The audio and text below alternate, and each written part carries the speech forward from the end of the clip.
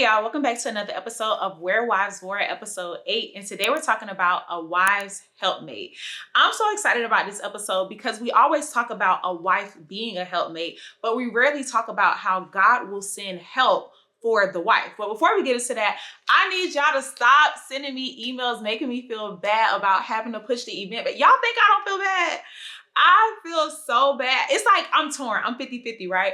I feel bad that I had to push the event back, but then I also feel confident in God's plan. And I also feel good because it's just like, I feel more bad for the Baes that were affected by the government shutdown, that were affected by the SNAP benefits, that were affected by their flights being canceled. So even if I would have pushed through and kept the date, I would have been at the event feeling bad because it's just like there's hundreds of people that were affected by the government shutdown, that were affected by the airports closing down, the airport work is not working, and I don't want anybody getting stranded anywhere because of me. So it's like I'm 50-50, like, I feel bad, but then I also feel confident in what God is going to do, and I know that God is intentional. Of course, I had to reschedule everything. Like if I would have knew the government was shutting down in July, I wouldn't have planned the event, but God knew. So that's where I'm resting. That's where my confidence and my faith and my trust is coming from. I pray that you guys can join me in February for the event. Again, I apologize if it's an inconvenience for anybody, but I got to do what God told me to do, y'all. Of course, this was not in my plan. We've been talking about this event since the summer, okay? Since the summer, but I trust God's plan, and I pray that my posture inspires you guys or increases you guys' faith to see that sometimes there will be things that happen and you can't try to seek for understanding or figure it out on your own. You just have to be obedient and trust that God knows best. And also God knows the future. And I'm excited because February is the month of love. And we're going to be having our Where Wives War event in February. And I'll even tell y'all, the event, I'm not going to tell y'all. Just know the venue is beautiful. That's all you're going to know is that the venue is beautiful and is going to perfectly align with the event and the month of February being about love. And I'm just so excited. So anywho, now that we got that out the way, let's get into today's word, a wife's helpmate. And we're going to be coming from the book of Esther. Y'all, God got me back in the book of Esther.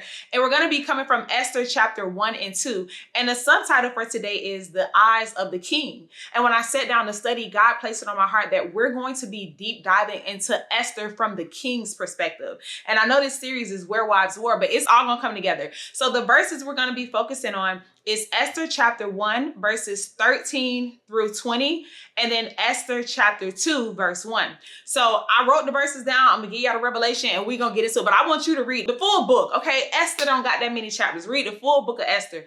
But for now, let's get into Esther chapter 1, verse 13. So what's happening now is in chapter 1, Vashti didn't want to listen to the king. And the king basically like, okay, I can't have none of that in my empire, in my palace. We're going to have to get her up out of here and get somebody else in. That's a quick summary, but we're going to go line for line. So in verse 13, it says the king went to his advisors and asked for advice because his wife Vashti is literally ignoring him while he's calling her, embarrassing him in front of everybody in the palace. So it's like, okay, what must I do about this? And what God allowed to stand out to me is verse 15. He literally said, what must be done to Queen Vashti?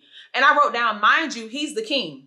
You're the king of this whole empire. Yet when your wife disrespect you, you got to go to wise counsel and ask what must be done. And that's to show that even the king needs to have somebody that he goes to. So when we're talking about your king, your significant other, your husband, he must be submitted to somebody. He can't be his own doctor. He can't be his own head. He can't be his own advisor. There must be somebody that he's submitted to in the spiritual realm, which is God, and also physical covering as well. It says the king went to his advisors in verse 15 and said, what must be done to Queen Vashti? Then when you read verse 16, it says that the advisors told the king that Queen Vashti has wronged the king and the entire palace. I'm gonna read it verbatim. It literally says in Esther chapter 1, verse 16, it says the advisors answered the king and his nobles and said, Queen Vashti has wronged not only the king, but also every noble and citizen throughout your empire. And what God showed me with those two words, your empire, is that the way that Vashti wronged the king, not only only affected the king, but it affected his empire, his generations to come, his legacy, the people that were called to serve under him, the people that God had given him influence over, how she treated him, the example that she set as his queen, as his helpmate. It not only affect him personally, but it would also affect their legacy. It would also affect the generations to come. If they had children, the children would see, look at how mama talked to daddy. That means I could talk to my man like that. Or the grandchildren would see, look at how Vashti disrespects our granddad. Maybe it's okay as a man if I have a woman that disrespects me. God showed me that in Esther chapter 1 verse 16, it says Queen Vashti has wronged not only the king, but also every noble and citizen throughout your empire. The way that Vashti acted towards the king would damage his generations, his empire, his legacy that God was calling him to build. The next verse that God allowed to stand out to me is Esther chapter 1 verse 19.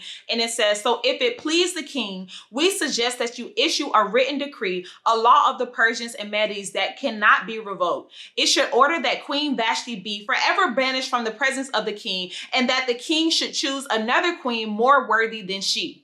The first thing that God allowed to stand out to me is the fact in verse 19, it says, we want you to write a decree that can't be revoked. Okay, the advisor's like, you're not going to double back on this. This is going to be a decree that, one, can't be revoked. The next thing that God allowed to stand out to me in verse 19 is that it says Vashti will be forever banished from his presence. Meaning that once you write this decree that can't be revoked, she got to stand on business for what you wrote. And we're going to make sure you stand on. But his advisors, who he was submitted to, even though he was the king, he was submitted to their influence, right? They had influence over him. And so they were pouring it to him, letting him know you're going to write a decree that can't be revoked, because we know that feelings are fickle and you can feel it today and change your mind tomorrow. But we're going to make sure you're a man of your word. We're going to make sure you're a man of integrity. We're going to make sure you're a man that stand on a certain standard, right? So it says you're going to write a decree that can't be revoked, and she's going to be forever banished from your presence. And then it says, and a new queen will be chosen. This is all in a decree that can't be remote. We are moving forward and not looking back. When you continue to read Esther chapter 1, verse 20, it says, when this decree is published throughout the king's vast empire,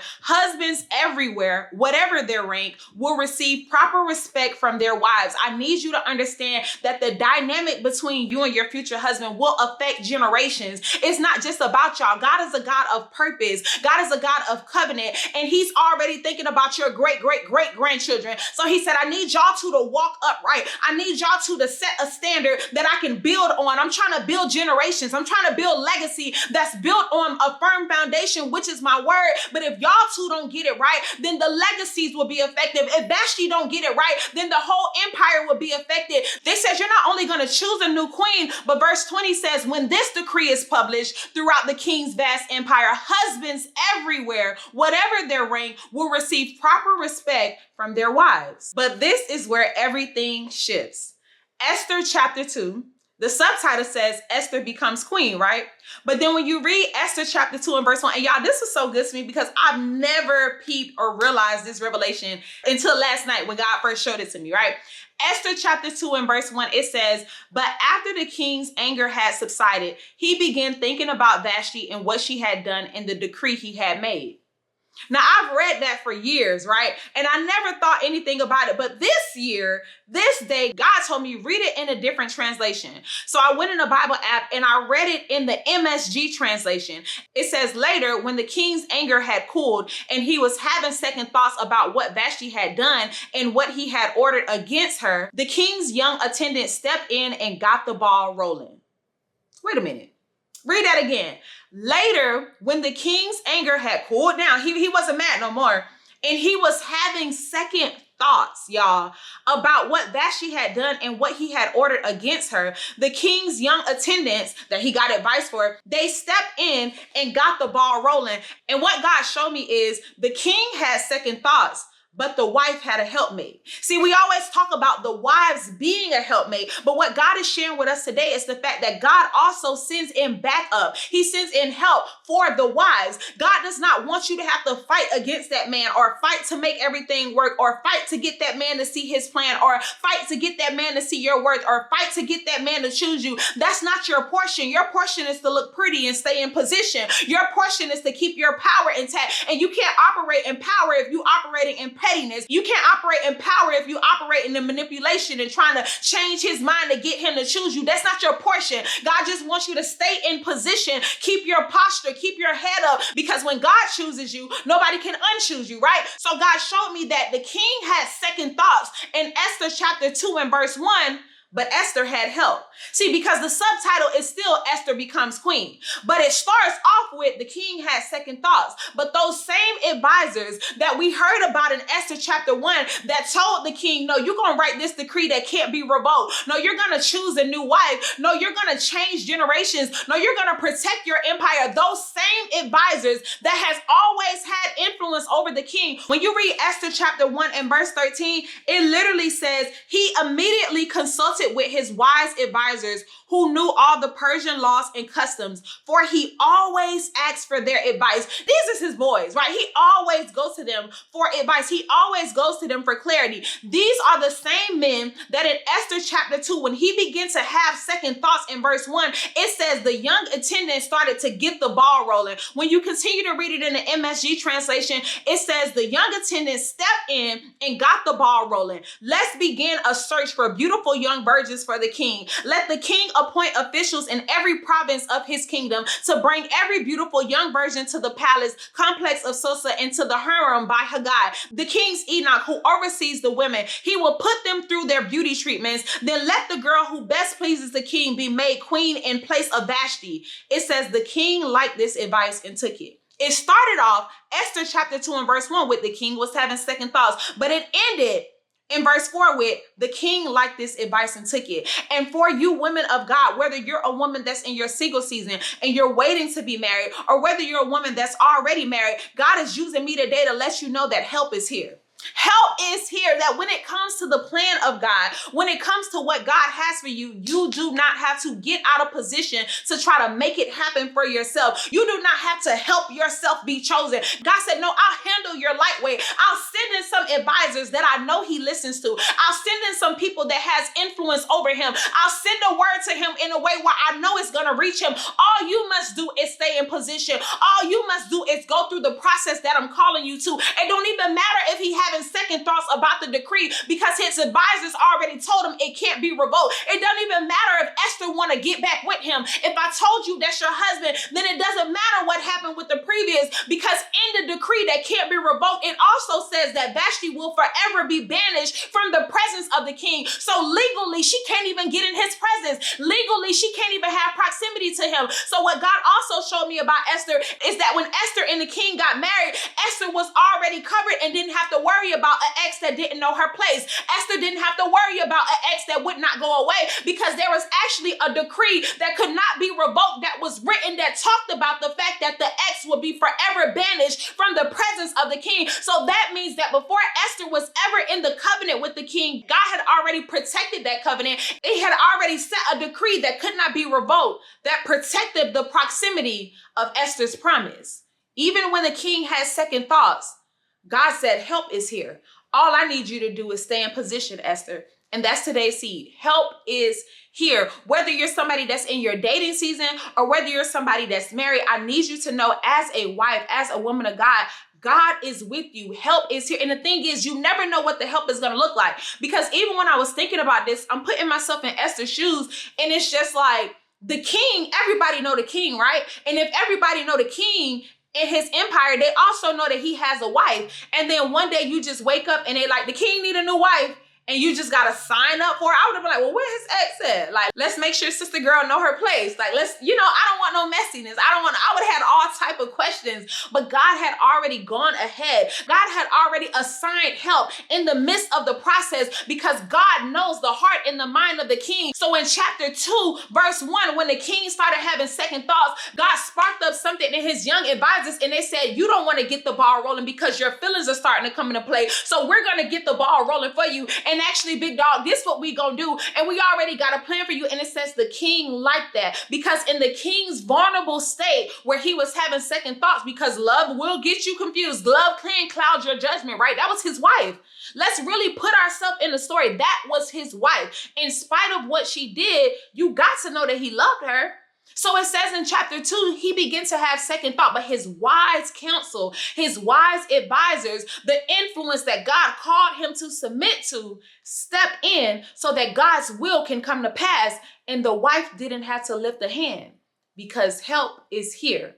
It's just like when God places you somewhere, God needs you to know, here is holy where I call you to. And if it's holy here, it's also help here, because before I call you to anything, I make sure that you're covered when you step into it. Help is here because here is holy. And the information to sow that seed will be in the description. Help is here. So yes, you're called to be a helpmate wife, but understand you don't have to carry the weight by yourself, because God will send in help and influences and words and a voice and something to change your husband's heart or something to change that man's heart to get him to see what it is that God is calling. God will send help in unexpected ways, and it will never require you to have to convince, persuade, or get out of position. Help is here because here is holy.